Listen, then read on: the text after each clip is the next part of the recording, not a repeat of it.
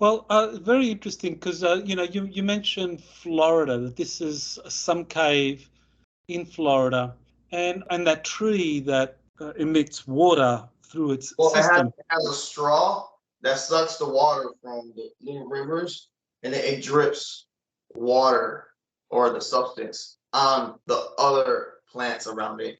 Everything around it flourishes. It raises, well, the story of Juan Ponce de Leon, who was one of the Spanish conquistadores. He explored Florida, and one of his missions was he sought the Fountain of Youth. Okay. So that was in Florida, Ponce de Leon. So, I mean, to me, it's like, well, that tree that you saw, Mhm. could that be the Fountain of Youth that Ponce de Leon was searching for?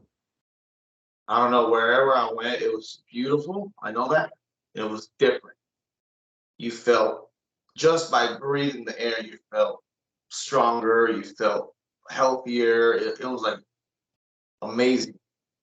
The feeling that you feel when you go into this place. And everybody felt the same way. Everybody felt happy, like amazing. You are listening to Exopolitics Today with Dr. Michael Sala, your source for the uncensored truth regarding the human, extraterrestrial, global, and political agenda. Click the like button and subscribe to this channel. And now, here's Dr. Michael Sala. I am here once again with JP on Exopolitics Today. And for those that don't know JP, I have known him since 2008. He joined the US Army and has been performing a number of missions in addition to his regular military specialty, which we can say is, well, maybe he can say a little bit about his military occupation specialty. He gets called away on these special missions, and we've described some of those earlier missions to Ganymede, to the moon, to an Atlantic space arc. And I believe JP has just completed another mission. So welcome, JP, to Exopolitics Today. Doing Doc, is a pleasure to be here in Exopolitics, sharing my information. And it's information that everybody wants, and let's give it to them. It's I think the people should hear about this. I just want the people. I'm being pushed also to give this information. So I'm kind of protected inside the branch. Yeah, I'm gonna share a mission that I recently been in. I joined the military, the army, and I'm really happy that I joined the military. I'm learning a lot about different things that I kind of knew, but now I know more in depth, more information. So it's really interesting being in military, and I support the military 100%. And I really want people also to understand that in no way I'm trying to put the military down or, in a negative way. I totally support the military. But you support the US Army more than the Navy, right? Like, you root for the Army at the big football games, right? You don't go for the Navy, right? Yeah, for sure, for sure. But we're all one team. Okay. When it comes to world events, we all work together and we all, share information. So it's a big one team. And I know other governments in the world understand that. And we do work together in space, in earth, in the sea, and anywhere that there's a government or military. We all do work together. So if you want me to share, I'll share. Please, yeah, tell us about your last mission. So this last mission is quite interesting. They had me in charge. It was a group of 8 guys. We had different weapons. We came in on a TR-3B. I know a lot of people are familiar. What kind of ship is that? And I actually talked to the pilot a little bit. I let the guys bring down whatever equipment that we had in the TR-3B. And I was talking to the pilot of how the TR-3B works. And he was telling me it's ionized technology. So the military has been working on this since the 30s or 1940s, and they made it the current of the ionize using a massive amount of electricity and some sort of quantum movement using a mercury that goes around and using some type of magnet to create this massive surge of electricity that creates a ionized. I don't know if you understand what I'm trying to say. Is it ionized? Ions? Well, it's creating an ionizing effect, and that's what part of the creating an anti-gravity wave. Are you familiar with that?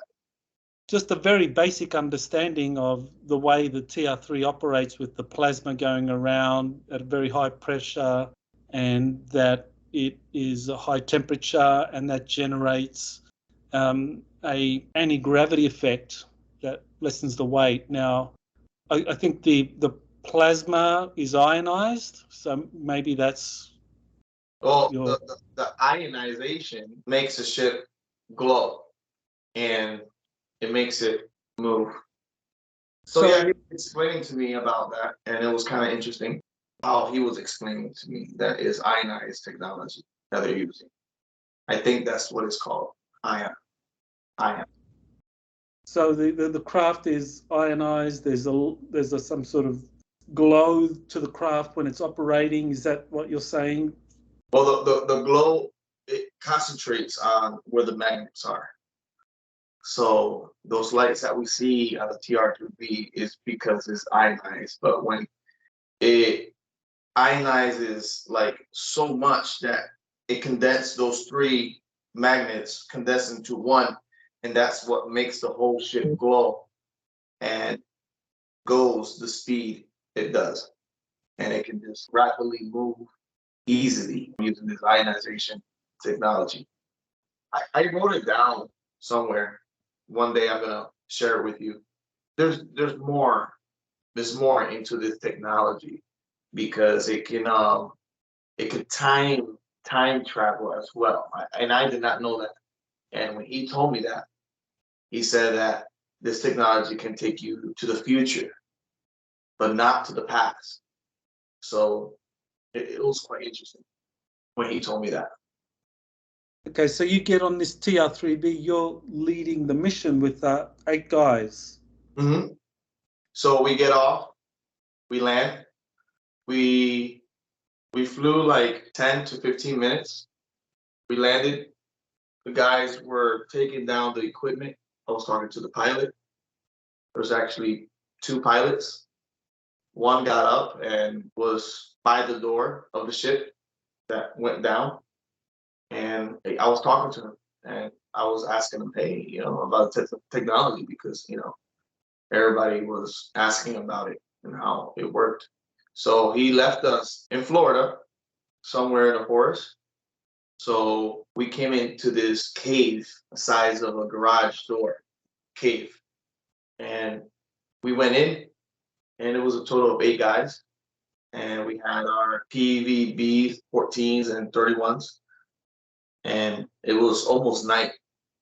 So we went to this cave, and we saw writings, like right from the back that, we got in.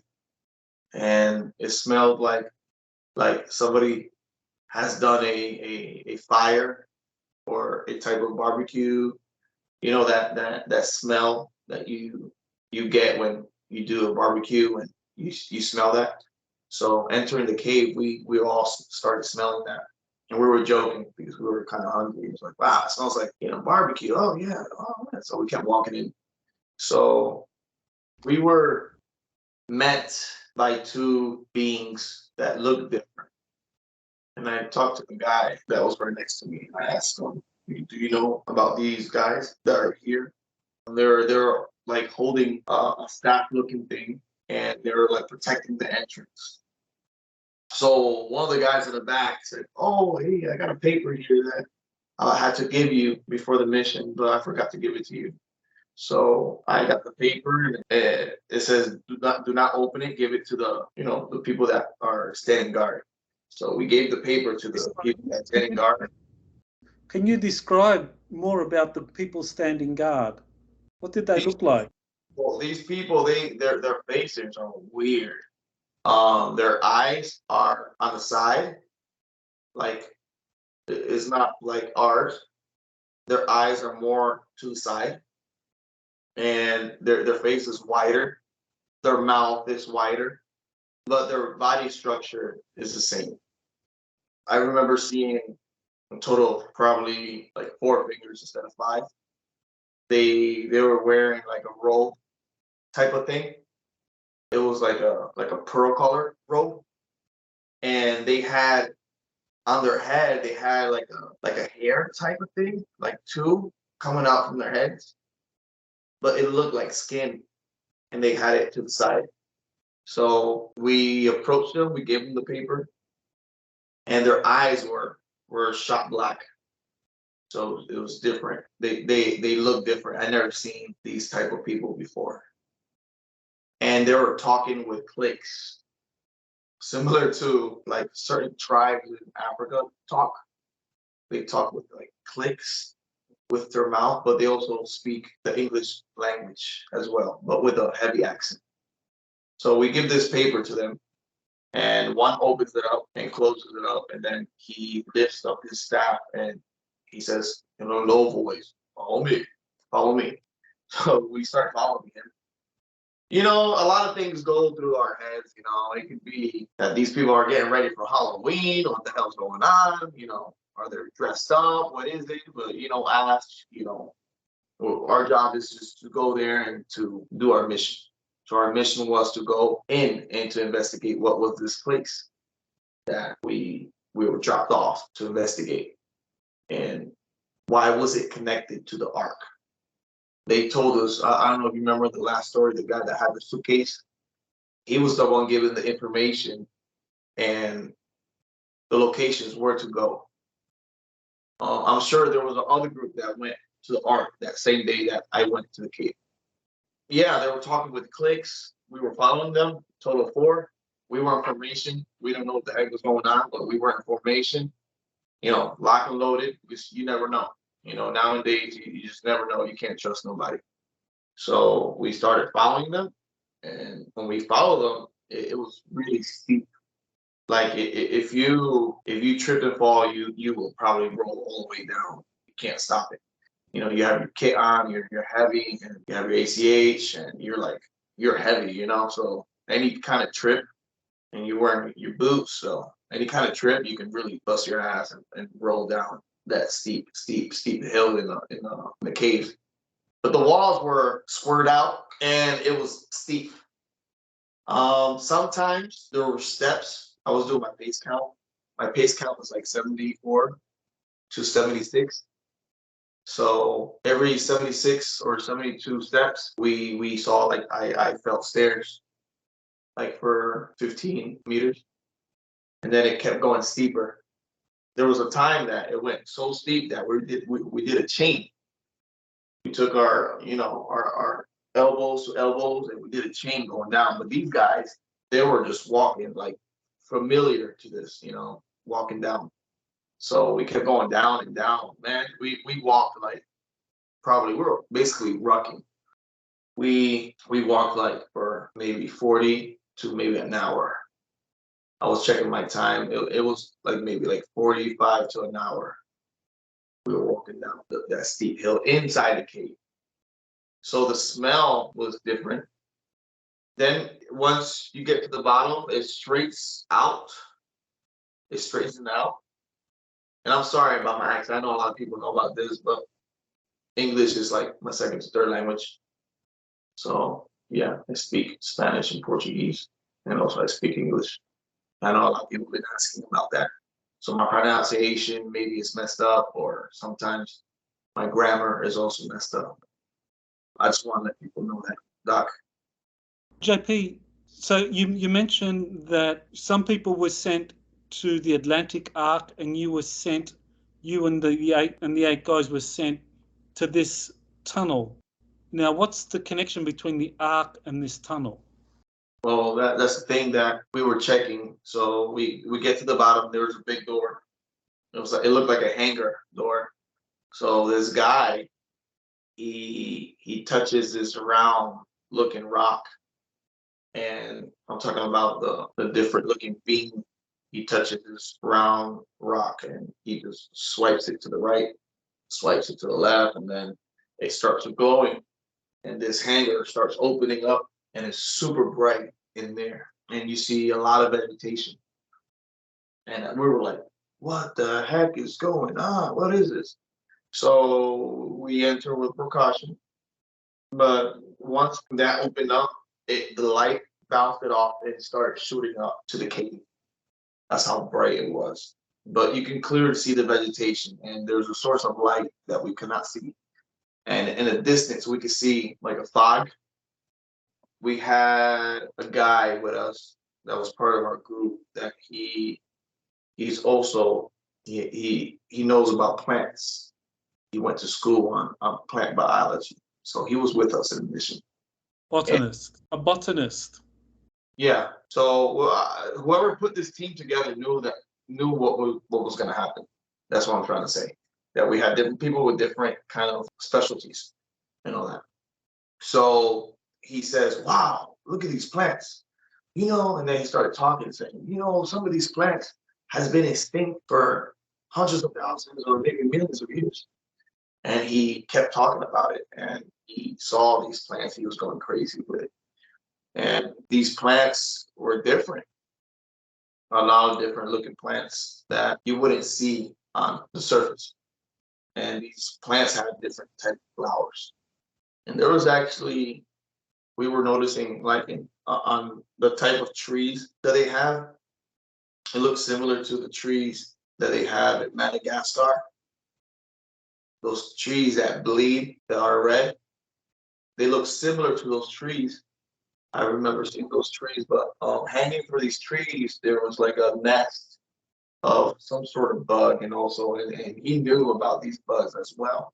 These bugs, they come out and they pollinate everything in there, and they look silver. These bugs, they look like a beetle, and they look really silver, but when they open up their wings, they look like a butterfly. And the light bounces off these bugs. And it was kind of interesting because on hard to reach places, you can see these bugs going in and they were reflecting light to these plants. So they had a connection. So it was kind of cool. There was different kind of insects. There was praying mantis looking insects that we saw, but purple. So yeah, they had different kind of insects there and different kind of animals also. We saw something that looked like a rabbit, but the ears were shorter and they were rounded off, and it had a long tail. So that was kind of cool. And the eyes were humongous. So it looked just like a rabbit, but it had bigger eyes, rounded ears, shorter, and it had a long tail with a white fur in the end of the tail. So it was kind of cool. We saw that. And it was not running away from us. It was trying to get close, sniff us, similar to what domesticated squirrels do, So we kept walking in, and in the distance we saw like a temple-looking thing, and it was embedded in more into the ground, surrounded by vegetation, like vines and all that. It was a tropical type of location. Like it looked really tropical. And it was foggy, like our clothes got wet, the mist that it had. I don't know if the mist was artificial or there was a type of tree. I know that there was a tree there that was dripping water. So this tree has straws that sucks the water up, and it drips water. It takes water from the river and it drips water to the plants that surrounds it. So that was an interesting tree that dude was studying, and he was trying to get seeds of this type of tree because he said this tree can help a lot of villages in different parts of the world with farming because it sucks the water and it drips the water in their surrounding. It is a huge tree. And the water that comes out of it is drinkable and is filtered and it's healthy to drink. And it's like drinking half of honey. It's really, really interesting, this type of tree. Well, that raises the very interesting question. I mean, in the book of Genesis, they talk about the tree of life. Mm-hmm. So, I mean, this tree you saw sounds unlike any other tree I've ever heard. But the fact that water is an important nutrient and that it filters it and that it's, can be used for the plants or for drinking. I mean, yeah, that kind of like raises that very interesting question. Any relationship with the tree of life in the book of Genesis? Well, I'm not sure, but it could be that this tree is part of that, because it was protected by these people that were there. Once we entered, we saw a lot of these people walking around, and they were dressed in robes, and they were just taking care of these plants. Like, it was a huge place, like probably like 15 football fields big, bright. I don't know where the heck the light was coming from. It looked like it was emanating from the walls, but it was like white. And you could see vegetation, green vegetation, and you could see all these types of animals. And I'm sure they had pockets of these places, different places that you can go to that have different type of plants from every, I guess, every nation or something like that. That's what one of the guys were telling me about, historian type of dude. His job was to see the writings or see anything that this culture had. And he said that something around Nevada, they talk about these, the Indians, they talk about these people, and it's kind of interesting. Well, very interesting because, you mentioned Florida, that this is some cave in Florida, and that tree that emits water through its Well, system. it has a straw that sucks the water from the little rivers, and it drips water or the substance on the other plants around it. Everything around it flourishes. It raises, well, the story of Juan Ponce de Leon, who was one of the Spanish conquistadores. He explored Florida, and one of his missions was he sought the fountain of youth. Okay. So that was in Florida, Ponce de Leon. So, I mean, to me, it's like, well, that tree that you saw, could that be the fountain of youth that Ponce de Leon was searching for? I don't know, wherever I went, it was beautiful. I know that. It was different.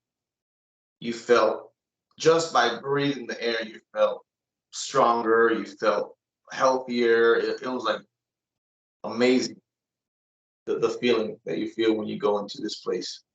And everybody felt the same way. Everybody felt happy, like amazing. And we saw oval type of flying vehicles as well that were flying left to right.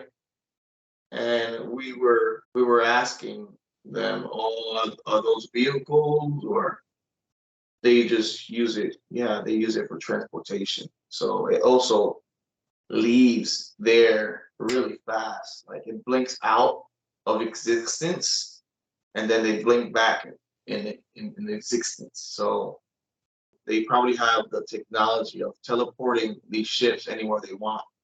It's kind of cool, using a type of quantum entanglement technology or some sort. But they're really advanced in agriculture, and I'm thinking these people taught a lot of different indigenous people or Indians how to do vegetation, or how to plant, or how to use certain kind of foods, what to eat, what not to eat. So it's kind of interesting where we went. And we kept walking down into this temple looking thing, and then we started seeing writings similar to, it was similar to the Indians in Mexico. You mean the writing was similar to what was in the Atlantic arc that the Mexican Aztec people saw and started? Curiamate, exactly. Okay. And now we know that a Curiamate means is an activation code. Yes. So these people that went to the ark, it was that tunnel that they went to, and they went through, that time change You remember the Chinese were mad because they went in there and time changed. So I think that tunnel is connected to this place that we went to. Okay, so just to remind the listener, you're talking about the mission to the Atlantic space arc where there was a kind of time dilation effect that people would slow down, movements would slow down. You know, if you waved your hand, you wouldn't just, it would be like a very slow wave where you see like multiple hands. Yeah, exactly. But the Aztec Mexicans were able to walk through the space arc there under the Atlantic because they were singing and dancing a kuriamate, Mm-hmm. and they went through, whereas you mentioned the Chinese members of that expedition, that they got stuck. They couldn't move. They couldn't follow the Mexicans, even though they wanted to. All the Aztecs guys into the cave. And remember that we left them behind. And when we came back to pick them up, they were different. You know, it was kind of interesting. So we started going into the temple and we saw these writings and we saw in the distance like a sarcophagus. How you say it? Sarcophagus? There we go. Yeah, my language is messed up, Doc. I don't know what to do. I don't know how they can hear me in the army, you know, but I know there's a lot of Spanish speaking people in the military, you know, that understands me. So it was huge. I have to tell you that. And they were protecting this type of tomb, whatever it was. And then the guy that could read the writings, he said that what they had in that tomb was a type of god that they were waiting for it to come back alive. So for a god to come back alive, to return. Yeah, we went in there and there was candles, but these candles were made by a vine. It looked like a vine, and you can see fire coming out from this vine. So it was actually a plant that can create fire that they had hanging in the temple. And this plant, every couple of seconds, it does like a puff and it creates light, like a fiery, like a candle. And I think is the same way, I guess, it uses like a acidic kind of thing, and it does a puff and it creates like a fire, but it doesn't burn away. It just keeps doing it. So they had dozens of these plants around the temple, and the smell of the puff was like vanilla. Amazing smell. It's beautiful. And then it looked like, let's see if I can. So this is an example, okay? It looks similar to like this, but it looked like their vine swings up, and then it has a beautiful flower here, like a reddish yellow flower. And this vine is like this, and it puffs up, and it gives like a little smoke, and then it turns into fire, and it lights up. And I think this plant does that to attract the insects at night. So that's what the plant biologist was talking about. He says, wow, I didn't know plants can do that. They could attract insects by the little flame and also by the smell that flame does. So these plants were kind of interesting, because now this makes me understand how the ancient people probably lived inside these caves on Earth, and the lighting of how they probably painted came from these plants that probably lit up. Now you just described the vine that had kind of like almost like a firefly, like it lights up, kind of like, I guess, a firefly. Now, is that plant or the vine that carried these little bulbs that would just kind of like light up like a firefly, is that similar to what you saw on the Atlantic space arc? You said there was these plants that were covering the writings and that they were luminescent. Is that the same? Yeah, it's similar to those plants, but this one was different. It was quite different, these plants. Yeah, it's similar to those plants, but those plants in the ark, they glow. They were glowing. It does not emit fire like real flame like these plants.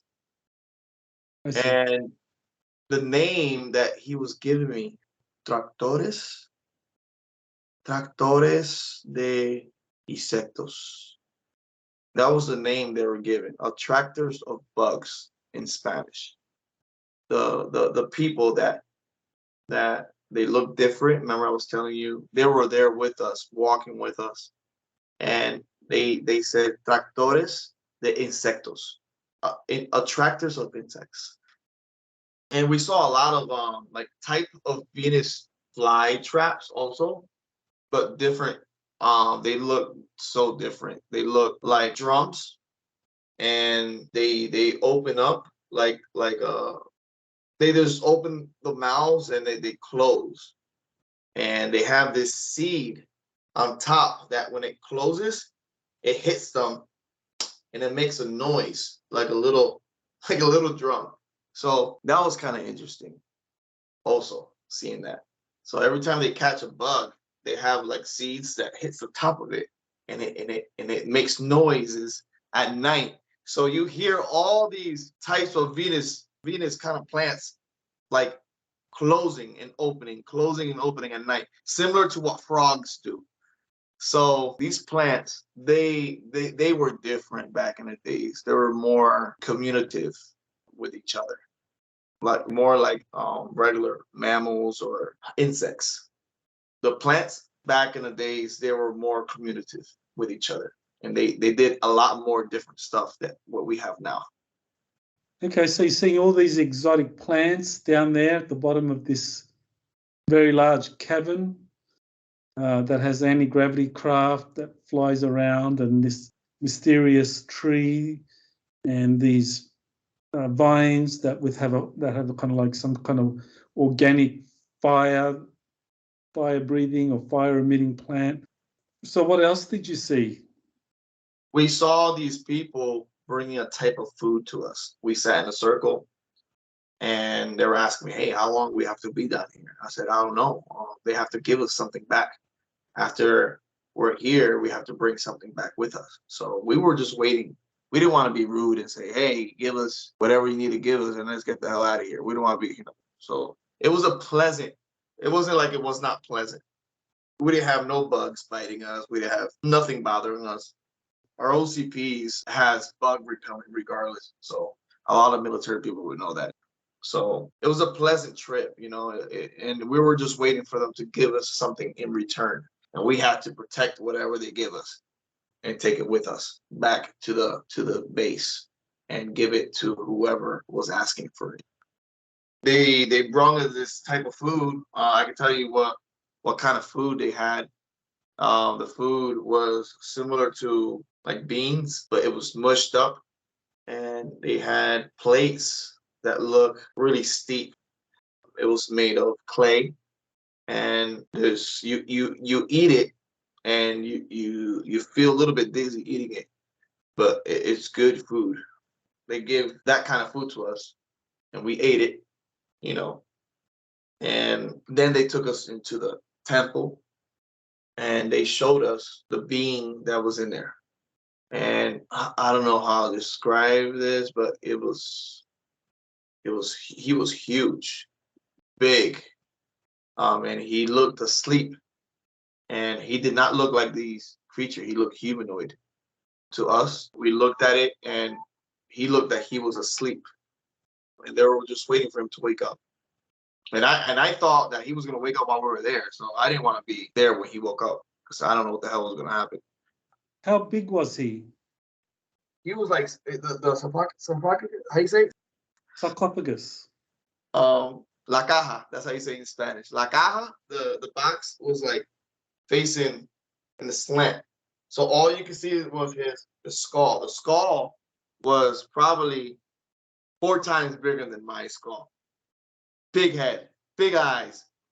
And he had, like, his hair was different. His beard was like wrapped around his neck. And it looked like he had a long beard because it was wrapped around, like it went like this and then wrapped around his neck and laid behind his head. And I think that he was like 11, probably 12 feet humanoid. So Red that hair, was white hair, black hair. What kind of white, complexion? white hair. He had white hair.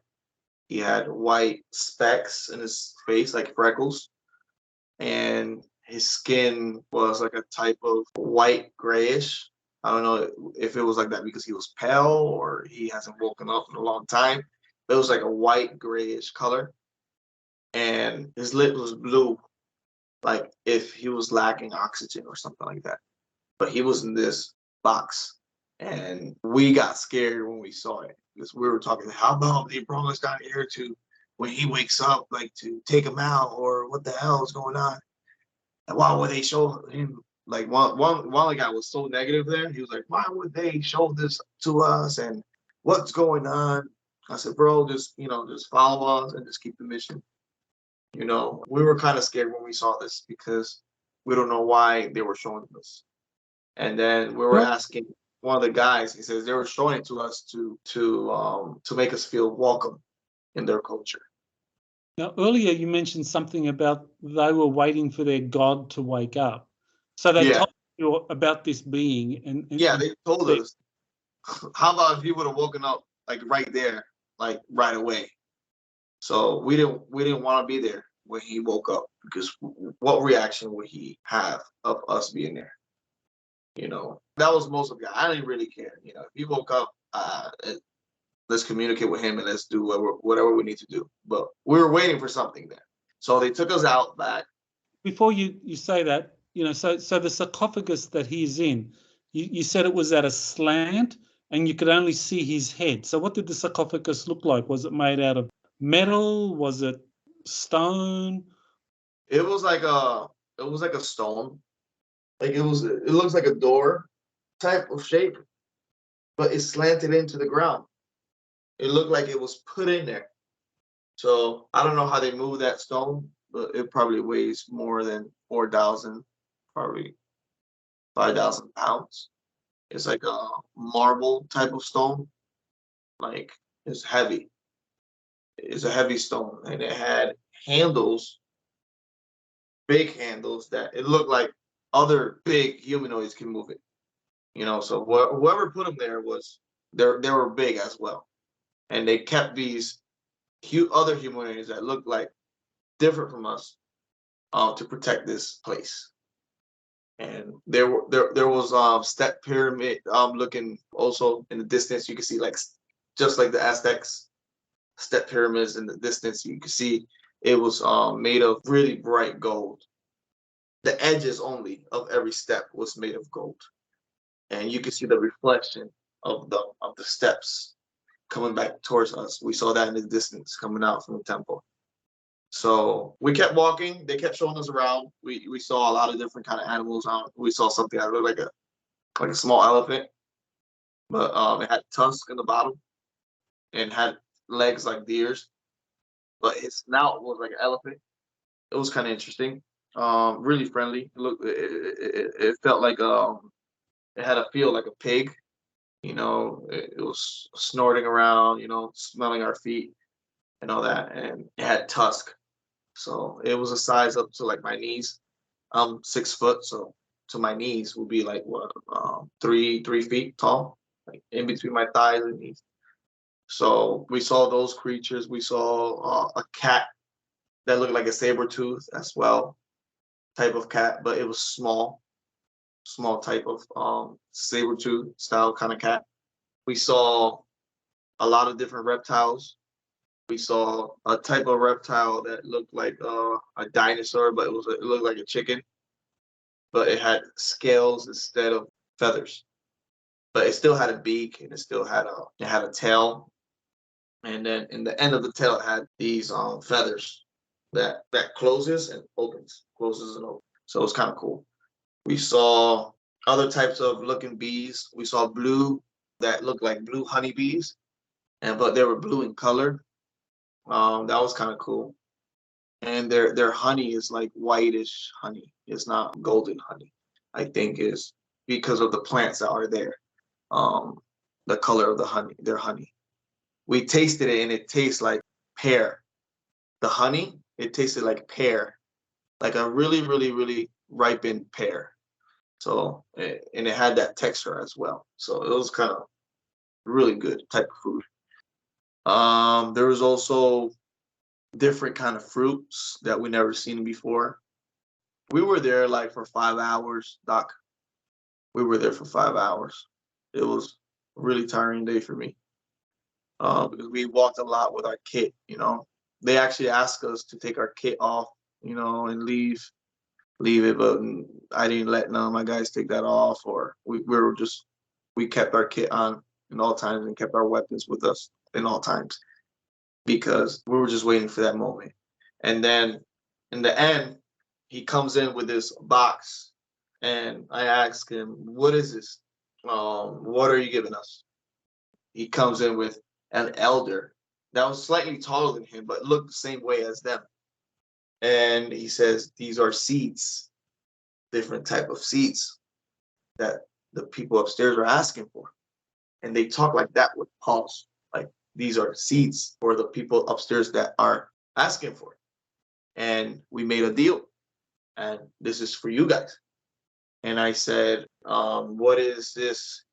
And he pointed to that particular tree that we saw that was drinking up the water. And he said, and also those vines that give out like fire. And he said that it was time for them to give them the seeds of this garden. And they also gave us tubes of eggs of some sort. I don't know if they were insects or probably the silver insects that we saw, but they were frozen and they kept it inside this clay, but it's like a gel inside, and they kept it inside like that, and they give it to us like it looked like a ball of clay, but it has like a cap that you can open, and it has like a gel that they keep these capsules in it, and they gave us that. So we make our way back. They gave us like a type of hug and all that. So we start walking out. We say goodbye, and then I asked, are we going to see you guys again? And they said yes. We will go to the surface soon. So they were saying that they will come to the surface soon. And they said to start rebuilding. I said, wow, rebuilding what? You know? And I asked him, how many of you guys there are? He says, billions, millions, millions, billions of these type of humanoids that live inside the earth in different pockets. Okay, can you be clearer than that? You know, millions or billions? Millions. It could be, but he said that there was a lot. So I don't know if it's billions or millions. And we kept walking up the cave. We were tired. Once we stepped out, they closed the door, and it was dark. So we put our flashlights on, our red flashlights, and we kept walking up the cave. And we got to the TR3B, and then we came back and we gave this box to, they told us to drop it in this particular location and to leave it there. I don't know who picked it up or who got it, but I know that we left it inside the base. So whoever got the box was part of us, but a higher level. And that was our mission, Doc. It was kind of interesting. It was fun. And we learned a lot about that culture. Were you ever given a name for that garden or that culture? No. Did the guards of the temple or garden, did they ever say anything about, you know, who they are, their names? They just look weird. They never told us their name. Okay. And people within the military, within the covert branches of the military, want you to share this information. Can you say anything about that? Yeah, I asked prior to share this information. They said yes, I could share it. just don't give your name and don't tell people where you're at. Okay. Well, I want to thank you, JP, for sharing your latest mission. Definitely fascinating and raises a lot of questions about the history of Florida and connection to space arcs. And it's funny that Florida in Spanish is flowers, so that's quite interesting. You know, the purpose, why was it called flowers? Like you said, that guy that found that beautiful garden, you know, the Garden of Youth, Ponce De Leon. So that's kind of interesting. All very fascinating. Well, I guess we're going to find out eventually more about all of this. Thank you for sharing that, and we look forward to more updates from you. Roger, appreciate it. You have been listening to Exopolitics Today with Dr. Michael Salla. Please remember to like, share, and subscribe to this channel. Join or start a conversation in the comments. Take the time to explore the vast library of best-selling books, webinars, and podcasts by Dr. Salla. Visit exopoliticstoday.com.